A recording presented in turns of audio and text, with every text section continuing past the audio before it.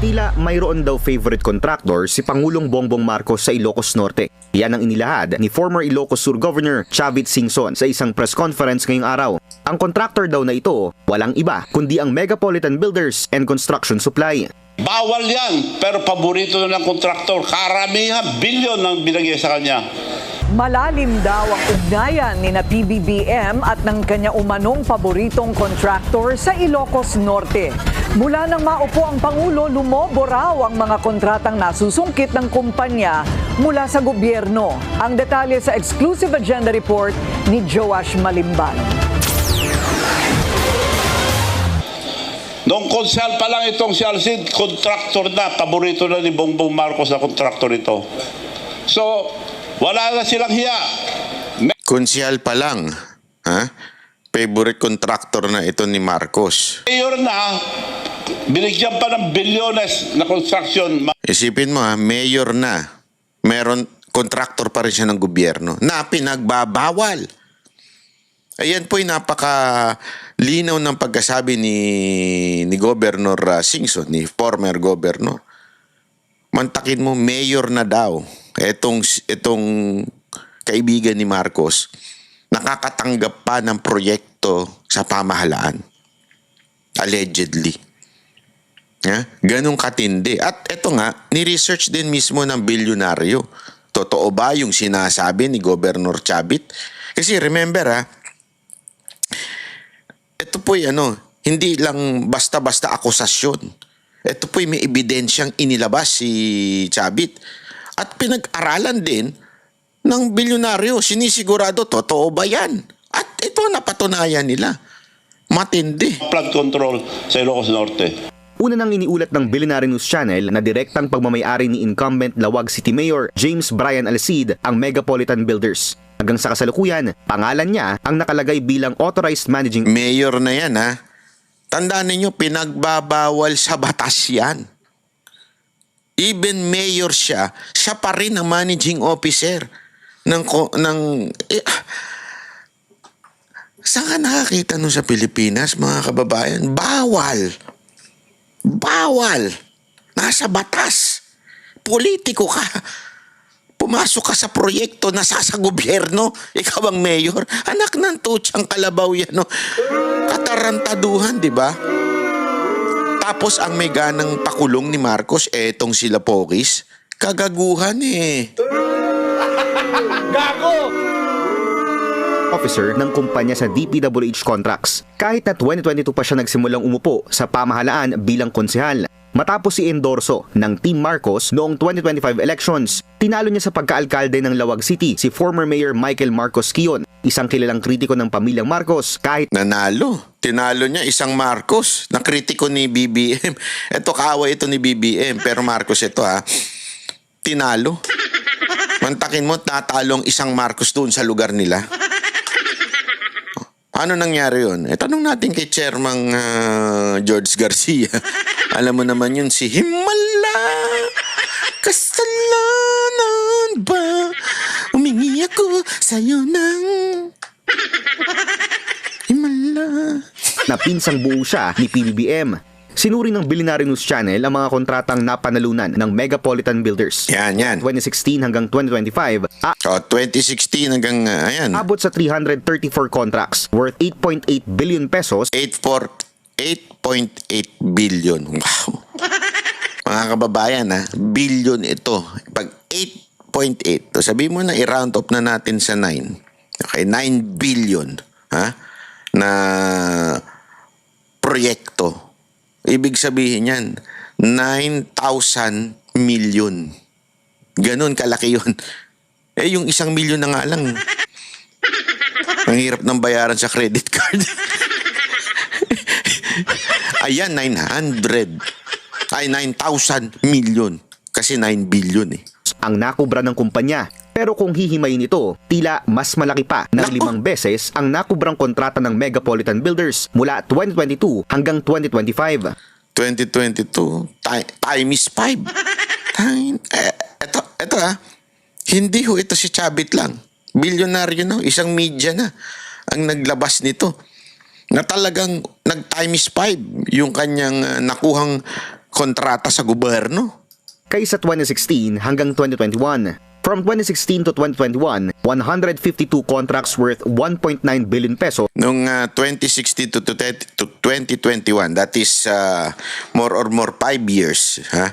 Nung panahon ni Pangulong Duterte, meron na ito 1.9. Ito yung mga panahon na alam naman natin, hawak nila ang Ilocos, o mga congressman dyan, mga bata nila. Pero tingnan ninyo yung susunod, ha? Ang nakuha ng Megapolitan. Marami pa sa mga kontrata nito mula 2016 hanggang 2018, naka-joint venture sa iba pang mga kumpanya. O gumamit pa ng ibang di ba? Wait, yeah.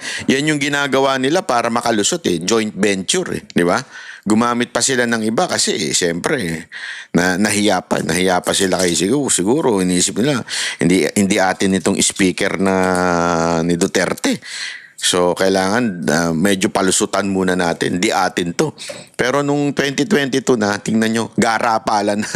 Hindi aabot sa 500 million pesos worth of contracts ang napananalunan ng kumpanya sa mga taong ito. Pero pagputok ng 2022, kasabay ng pagiging konsehal ni Alcid at pag-upo bilang Pangulo ni PBBM, biglang umakyat sa 917 million pesos ang presyo ng mga kontratang nakuha ng Megapolitan Builders. Pagsapit ng 2023, dumoble ito sa 2 billion pesos. 2 billion. Dumoble na. Unang taon pa lang, pumalo na ng alaki. Ngayon, nung naging 2023 na, dumoble na. Worth of contracts muli noong 2024 at 1.8 billion pesos naman noong 2025.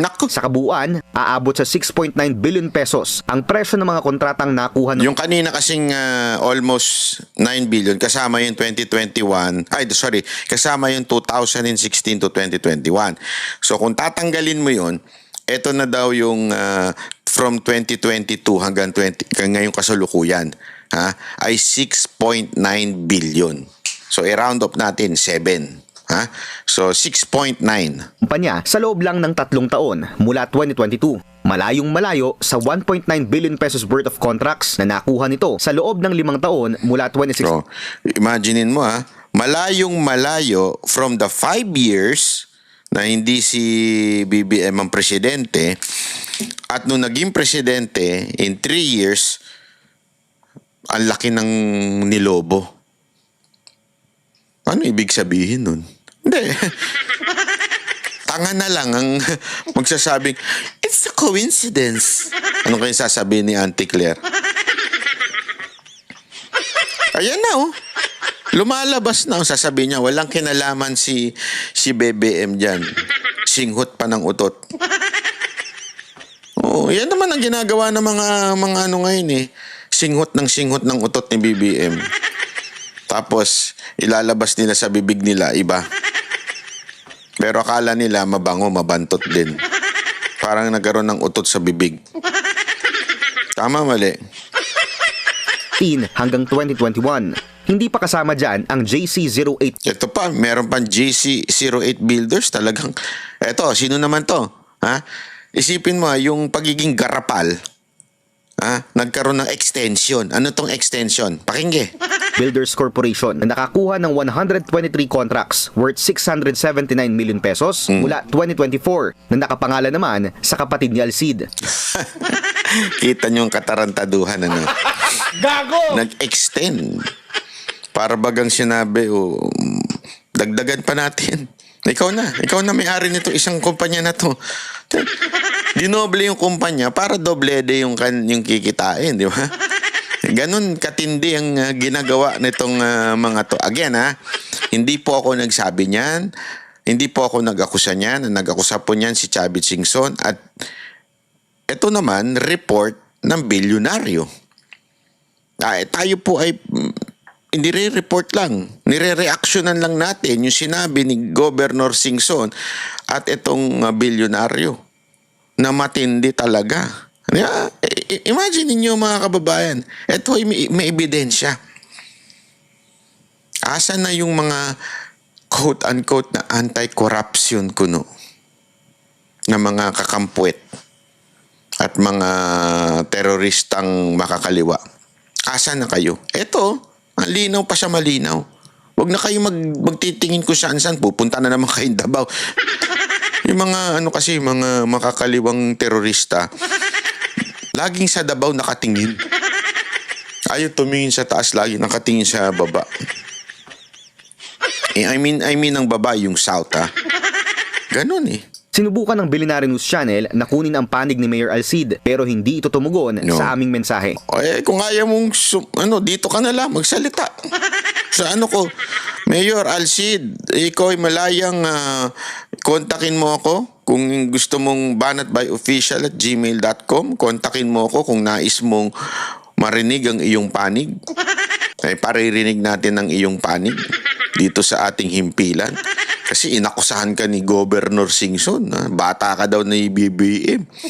Tapos itong bilyonaryo, may nilabas namang mga ebidensya laban sa'yo. Ano masasabi mo dyan? We are open to your opinion. Basta itong sigurado tayo. Nga ang mga kakampuet. Nga ang mga teroristang makakaliwa. At lahat pa ng mga bayarang vlogger ni Marcos, paano nyo to i-deny? Ano ang instruction sa inyo ng boss ninyo si Auntie Claire? Sige nga. Anong instruction sa inyo? Paano nyo i-deny ito? Yung paglobo ng nakuhang kontrata mula sa gobyerno ng presidente na si Bongbong Marcos. Etong kaibigan niya. Tandaan niyo in-endorse pa nga ito ng partido ni Marcos eh. Ito pa nga ang inilaban nila doon sa pinsan na kaaway. Pinsan ni Marcos na kaaway niya. Ito ang inilaban. Ibig sabihin, talagang bata niya to. Diba? Yun ay malinaw. Established na yun. Bata niya to. Bakit ganyan? Alam niyo mga kababayan kung bakit. Kasi mayroon silang mga pantapal. Diba? Tulad nga na sinabi ko kanina, hinihingi na ng taong bayan na may makulong ngayong Pasko na hindi nangyari, na ngayong New Year, hindi rin nangyari. But itong may dalawang, sa tingin ko, ang ipipilitin nilang makulong ngayon. Etong si Senator Bong Revilla at saka si Senator Villanueva. Pipilitin nilang makulong yan para pagtakpan yung kakulangan, yung kahinaan nila na ipakulong si Romualdez at si Zaldico. So naghahanap sila ng prominente. Alam naman po natin, artista si Senator Bong Revilla. Natural, magiging maingay. Tapos sasabihin ng iba, tingnan nyo na, nakulong na yan dati. Kaya talaga inulit niya yung kanyang kasalanan. Uy, sandali, linawin natin ito. Ito, political persecuted lang siya nung panahon ni Pinoy. Kasi nga, di ba, naalala nyo, dinala siya sa Malacanang at tinatanong ba't di siya bumoto doon sa gusto ni Pinoy at kung ano-anong inano sa kanya. Hindi siya pumayag. Nung hindi siya pumayag, ikinulong ni Pinoy. Pinakulong ni Pinoy. At nung wala na si Pinoy, nakalaya. Bakit? Kasi hindi napatunayan yung mga akusasyon. Ibig sabihin, tulad ngayon, sinisira lamang yung perception. Sinubukan nilang sirain yung perception kay Bong Revilla noon eh.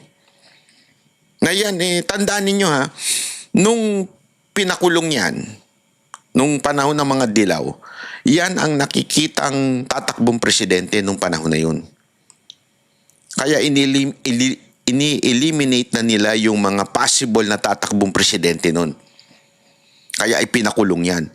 At napatunayan sa korte na hindi po totoo yung mga akusasyon. Peke. Fabricated ang lahat ng mga ebidensya. Hindi napatunayan. This time, uulitin nila. Bakit? Kasi nga, maingay. Alam mo naman sa Pilipinas, mga kababayan